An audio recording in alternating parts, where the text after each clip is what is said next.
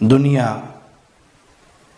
امن، سکون، شانتی کا گہوارہ کب بن سکتی ہے؟ فساد کب ختم ہو سکتا ہے؟ بدسکونی کب ختم ہو سکتی ہے؟ اس کا طریقہ کار کیا ہے؟ اس کا طریقہ کار یہ ہے کہ انسان جب ایک اپنے خالق و مالک کو پہچان لیتا ہے، اپنے دامن کو شرک کی غلاظتوں سے بچا لیتا ہے، عقیدہ توحید کو درست کر لیتا ہے، تو اس کے لیے امن بھی ہے، سکون بھی ہے، شانتی بھی ہے۔ اور اگر عقیدے کی اور اگر اس کا عقیدہ درست نہ ہو، جس نے اسے پیدا کیا ہے، رزق دیا ہے، زندگی دی ہے، یہ دنیا کی ساری خوبیاں اس کے لیے پیدا کی ہیں، بھلائیوں سے اسے نوازا ہے، یہ اسی کو بھولا بیٹھے اور اس کو ناراض کرنے والا سب سے بڑا کام اس کی عبادت میں کسی اور کو شریک کر بیٹھے، تو پھر دنیا میں کبھی امن، سکون، شانتی نہیں ہو سکتی۔ آئیے رسول اللہ صلی اللہ علیہ وسلم کا فرمان سنتے ہیں۔ صحیح بخاری میں 3360 نمبر روایت ہے۔ عبداللہ ابن مسعود بیان کرتے ہیں کہ جب سورۃ الانعام کی یہ آیت اتری، الذین آمنوا ولم یلبسوا ایمانہم بظلم، جو لوگ ایمان لائے اور انہوں نے اپنے ایمان کو ظلم کے ساتھ خلط ملط نہیں کیا، ہم نے عرض کی ہے اللہ کے نبی صلی اللہ علیہ وسلم، ہم میں سے کون ہے جس نے اپنے آپ پر ظلم نہ کیا ہو؟ تو رسول اللہ صلی اللہ علیہ وسلم نے فرمایا، لیس کما تقولون لم یلبسوا ایمانہم بظلم بشرک، اس سے وہ مراد نہیں ہے جو تم کہہ رہے ہو، بلکہ اس سے مراد یہ ہے کہ جس نے ایمان لانے کے بعد پھر شرک نہ کیا۔ اولم تسمعوا الی قول لقمان لابنہ، کیا تم نے لقمان علیہ السلام کی وصیت جو اپنے بیٹے کے لیے تھی ان کا وہ قول نہیں سنا؟ یا بنی لا تشرک باللہ ان الشرک لظلم عظیم، اے میرے بیٹے اللہ کے ساتھ شرک نہ کرنا، شرک ظلم عظیم ہے۔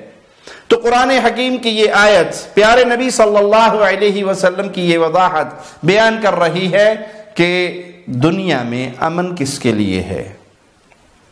جو ایمان لے آئے، وَلَمْ يَلْبِسُوا إِيمَانَهُمْ بِظُلْمٍ، ایمان لانے کے بعد پھر شرک نہ کریں، غیر اللہ کو نہ پکاریں، یا علی مدد، یا رسول اللہ مدد، یا جیلانی مدد، یا بابا مدد، یا پیر بہاول حق مدد کے نعرے نہ لگائیں۔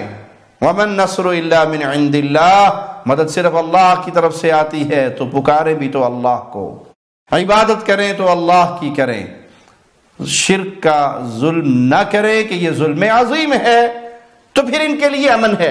لیکن اگر دنیا والے شرک کریں گے اللہ کی عبادت میں، اللہ کے پیاروں کو، انبیاء کو، صالحین کو، شہداء کو، ملائکہ کو، جنات کو، انسانوں کو، یا کسی بھی چیز کو شریک بنائیں گے، تو پھر نتیجہ کیا نکلے گا؟ شرک کے ظلم کی وجہ سے امن برباد ہو جائے گا دنیا کا۔ امن اور سکون اور شانتی کا ایک ہی کلیہ ہے، عقیدہ توحید کو اپنا لو اور شرک سے اپنے دامن کو بچا لو۔ مسند احمد میں 16023 نمبر روایت ہے، سیدنا ربیعہ بیان کرتے ہیں، میں نے رسول اللہ صلی اللہ علیہ وسلم کو اپنی آنکھوں سے ایک بازار کے اندر دیکھا، آپ فرما رہے تھے، یا ایھا الناس قولوا لا الہ الا اللہ تفلحوا ويدخل في فجاجها والناس متقصفون عليه فما رأيت أحدا يقول شيئا وهو لا يسكت يقول أيها الناس قولوا لا إله إلا الله۔ رسول اللہ صلی اللہ علیہ وسلم بازار میں ہیں اور لوگوں سے خطاب کر کے کہہ رہے ہیں، لوگوں لا الہ الا اللہ کہو، فلاح پا جاؤ گے۔ آپ بازار میں گھوم رہے ہیں، آپ کے ارد گرد لوگوں کا ہجوم ہے، میں نے کسی کو بولتے ہوئے نہیں دیکھا، بات چیت کرتے ہوئے نہیں دیکھا، سب غور سے آپ کی گفتگو سن رہے ہیں اور آپ بالکل خاموش نہیں ہو رہے، آپ بار بار ایک ہی جملے کو دہرائے جا رہے ہیں، لوگوں قولوا لا الہ الا اللہ۔ تفلحو، لا الہ الا اللہ کے قرار کر لو، تم فلاح پا جاؤ گے۔ پیارے بھائی، یہ دنیا اہل توحید کے لیے پریشانیوں اور غموں کا مسکن ہے۔ آپ اکثر سننے کو ملتا ہے ہم شرک سے توبہ طائب ہو گئے، قبر پرستی سے باز آ گئے، اہل توحید بن گئے، بستی والوں نے ہمارے اوپر ظلم شروع کر دیا، گھر والوں نے گھروں سے نکال دیا، قوم نے بائیکاٹ کر دیا، بستی والوں نے گاؤں سے نکال دیا۔ پیارے بھائی، یہ اللہ کے پیارے نبی ہیں جو توحید کا وعدہ لے کر ایک ایک جگہ جا رہے ہیں، لوگوں کے ہجوم میں پہنچ رہے ہیں، ان کے بازاروں میں پہنچ رہے ہیں اور کہہ رہے ہیں ایھا الناس قولوا لا الہ الا اللہ تفلحوا، فلاح پا جانا چاہتے ہو، کامیاب ہو جانا چاہتے ہو تو لا الہ الا اللہ کے قرار کر لو۔ تو اہل توحید غم پریشانی کے اندر یہ زندگی گزارتے ہیں، لیکن توحید کی دعوت کو نہیں چھوڑتے، توحید کے پیغام کو نہیں چھوڑتے۔ نہ ماں باپ کی ناراضگی انہیں اللہ کی وحدانیت سے ہٹا کر شرک کرنے پہ مجبور کرتی ہے، نہ قوم کا بائیکاٹ، نہ قبیلے کا بائیکاٹ، نہ لوگوں کا گاؤں اور دیہاتوں سے نکال دینا، نہ رشتہ کرنے سے انکار کر دینا، کوئی سبب ان کے لیے رکاوٹ نہیں بنتا کہ یا اللہ مدد چھوڑ کر یہ پھر یا علی مدد کے نعرے لگا لیں۔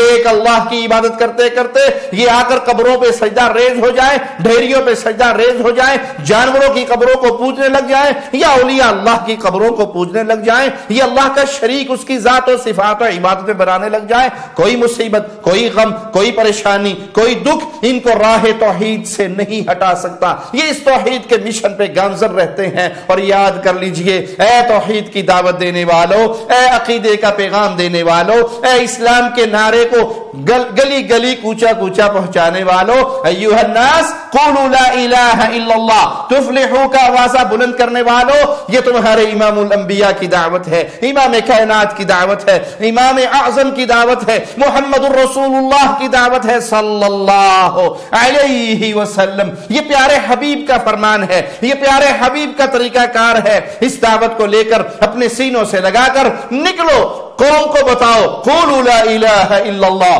تفلحوا۔ کامیاب ہونا ہے توحید ماننی پڑے گی، کامیاب ہونا ہے ایک الہ کا تصور یاد کرنا اور اپنے دلوں میں بٹھانا پڑے گا۔ اگر تم چاہتے ہو یہ دنیا سکون کا گہوارہ بن جائے، امن کا گہوارہ بن جائے، تو امن اسلحے کی دوڑ میں داخل ہو کر ڈھیر سارا اسلحہ بنانے سے نہیں ملتا۔ میڈیکل لائن میں خوب ترقی کر کے انسانیت کو سکون نہیں دیا جا سکتا۔ زندگی کے کسی شعبہ کے اندر آپ جتنی مرضی ترقی کر لیں اور جو مرضی نام کما لیں، جو مرضی دنیا کی آسائشیں اپنے پاس اکٹھی کر لیں، سائنس میں جتنے مرضی آپ فارورڈ ہو جائیں، آپ آسمانوں پہ اپنے طیاروں کو چڑھائیں اور آسمانوں میں بلندیوں میں جہاز اڑاتے پھریں، یا پانیوں کو مسخر کر کے اس کے اوپر کشتیاں دوڑاتے پھریں، یا آپ خلاؤں کے اندر پہنچنے کے دعوے دار بن جائیں، آپ چاند سورج پہ کمندر ڈالنے کے دعوے دار بن جائیں، آپ سکون نہیں پا سکتے، امن نہیں پا سکتے۔ امن کا ایک ہی راستہ ہے جو محمد الرسول اللہ صلی اللہ علیہ وسلم دے کر گئے۔ بازاروں میں پہنچے، لوگوں کے میلوں میں پہنچے، اور حج کے موقع پر اہل شرک کے جمگھٹوں میں پہنچے اور ایک ہی آواز لگایا، ایھا الناس قولوا لا الہ الا اللہ تفلحوا۔ آج بھی وہی آواز لگانے کی ضرورت ہے۔ نماز سے پہلے لا الہ الا اللہ، روزے سے پہلے لا الہ الا اللہ، حج سے پہلے لا الہ الا اللہ، زکوٰۃ سے پہلے لا الہ الا اللہ، یتیم کی مدد سے پہلے لا الہ الا اللہ، بیوہ کا سہارا بننے سے پہلے لا الہ الا اللہ، یتیم خانہ کھولنے سے پہلے لا الہ الا اللہ، مدرسہ کھولنے سے پہلے لا الہ الا اللہ۔ توحید توحید توحید، اے اہل ایمان، اس توحید کے عقیدے کی اصلاح کر لو، پھر آپ کی چھوٹی چھوٹی نیکیاں بھی آپ کے لیے اللہ کی جنت میں جانے کا ذریعہ بن جائیں گی، اور بڑے بڑے نیکیوں کے ڈھیر اور انبار بھی اگر توحید درست نہ ہوئی۔ آپ نے اللہ کو بھی مشکل کشا مانا، علی کو بھی مشکل کشا مانا، اللہ کو بھی حاجت روا مانا، علی کو بھی حاجت روا مانا، رضی اللہ عنہ وارضا۔ سیدنا علی، ان سے محبت ہمارے ایمان کا حصہ ہے، لیکن علی کو اللہ کا شریک نہیں بناتے۔ رسول کریم صلی اللہ علیہ وسلم کی محبت ہمارے ایمان کا حصہ ہے، لیکن پیارے ہمارے نبی صلی اللہ علیہ وسلم کو اللہ کا شریک نہیں بناتے. وہ بشر تھے، وہ اللہ کے بندے تھے، وہ اللہ کے رسول تھے، وہ اللہ کا پیغام دنیا تک پہنچا کر گئے، وہ اللہ کے شریک نہیں تھے. پکاریں گے تو اللہ کو، مانگیں گے تو اللہ سے، جھکیں گے تو اللہ کے لیے، قربانی اللہ کے لیے، نظر اللہ کے لیے، نیاز اللہ کے لیے، شفا اللہ سے مانگیں گے، حاجتیں اللہ سے مانگیں گے، کیونکہ ہمارے نبی صلی اللہ علیہ وسلم یہ سب کچھ اپنے اللہ سے مانگتے تھے. ان کے سامنے سوالی بنتے تھے. جب نبی اللہ کے در کے سوالی تھے تو قیامت تک آنے والا ہر بندہ اللہ کے در کا سوالی بنے. اس توحید کو سمجھ لو، اس توحید کو مان لو، اس توحید کو اپنے سینے سے لگا لو، اس توحید کی دعوت کو اپنی دعوت میں بنیادی جز بنا لو. ایھا الناس قولوا لا الہ الا اللہ تفلحوا، تو پھر دنیا امن کا گہوارہ بنے گی. لیکن اگر توحید کو چھوڑ کر آپ نے چاہا سب کو گلے لگا لیں، ہر کسی کے ساتھ مل جائیں، ہر کسی کے بغل گیر ہو جائیں، ہم گھوڑا نکالنے والوں کے بھی ساتھ ہو، ہم مندر میں جانے والوں کے بھی ساتھ ہو، ہم درگاہوں کو پوجنے والوں کے بھی ساتھ ہو، ہم بابا کو پوجنے والوں کے بھی ساتھ ہو، اور سب کو ساتھ ملا کے سمجھے اب لڑائی ختم ہو جائے گی. نہیں پیارے بھائی، یہ لڑائی ختم ہوگی جب قولوا لا الہ الا اللہ کی بنیاد پہ آپ محنت کریں گے، توحید کے آوازے کو بلند کریں گے، تو نتیجہ کیا نکلے گا؟ اس زمین میں امن و سکون کا گہوارہ ہوگا، کیونکہ اللہ آپ سے راضی ہو جائے گا. اور جب اللہ راضی ہوگا تو دنیا کے اندر آپ کے لیے امن، سکون، شانتی، اور جنت میں آپ کے لیے رب کی میزبانیاں ہوں گی. اقول قولی ھذا واستغفر اللہ لی ولکم ولسائر المسلمین فاستغفروہ انہ هو الغفور الرحیم. شب گریزاں ہوگی آخر جلوائے خورشید سے، یہ چمن معمور ہوگا نغمائے توحید